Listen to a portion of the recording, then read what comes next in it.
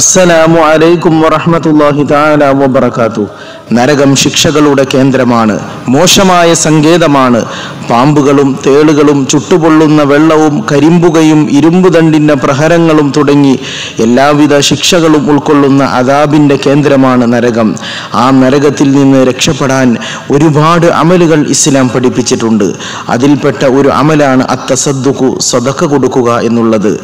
നബി തങ്ങൾ സല്ലല്ലാഹു അലൈഹി വസല്ലം ഒരു ഹദീസിൽ പഠിപ്പിച്ചു, ഇത്തഖുന്നാർ വലൗ ബിശിക്കി തംറത്തിൻ.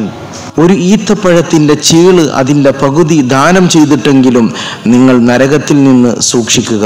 സദഖ പടച്ച റബ്ബിന്റെ കോപം തണുപ്പിക്കുമെന്ന് റസൂൽ കരീം സല്ലല്ലാഹു അലൈഹി വസല്ലം പഠിപ്പിച്ചു.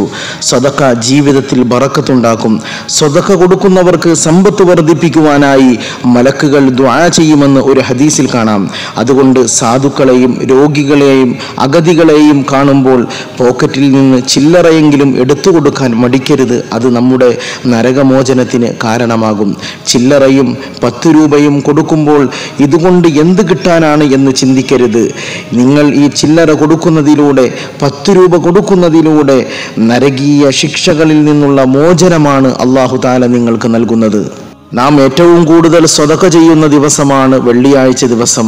അധികവും നാം പള്ളിയുടെ ആവശ്യങ്ങൾക്കായി അല്ലെങ്കിൽ പള്ളിയിൽ വരുന്ന പാവപ്പെട്ട രോഗികൾക്കായി അഗതികൾക്കായി നാം സമ്പത്തുകൾ ചിലവഴിക്കാറുണ്ട്. ആ സമയത്ത് നല്ല ഒരു നിയ്യത്ത് വെക്കുക, അല്ലാഹുവേ ഈ സദഖ കാരണമായി എന്നെ നീ നരകത്തിൽ നിന്ന് മോചിപ്പിക്കണമേ. ആ നിയ്യത്തോടുകൂടി നിങ്ങൾ സദഖ കൊടുത്താൽ ഉറപ്പായും ഇൻഷാ അല്ലാ സുമ്മ ഇൻഷാ അല്ലാ അല്ലാഹു നിങ്ങളെ നരകത്തിൽ നിന്ന് കാത്തിരക്ഷിക്കും. സ്വർഗത്തിലെ കാലാകാല സുഖം അല്ലാഹു നിങ്ങൾക്ക് നൽകും. അല്ലാഹു സുബ്ഹാനഹു വ തആല അവൻ്റെ ദീനിൻ്റെ മാർഗത്തിൽ, അവൻ ഇഷ്ടപ്പെടുന്ന മാർഗത്തിൽ സമ്പത്ത് ചിലവഴിക്കാൻ നമുക്കെല്ലാവർക്കും നല്ല തൗഫീഖ് പ്രദാനം ചെയ്യുമാറാകട്ടെ. ആമീൻ ബിറഹ്മതിക യാ അർഹമർ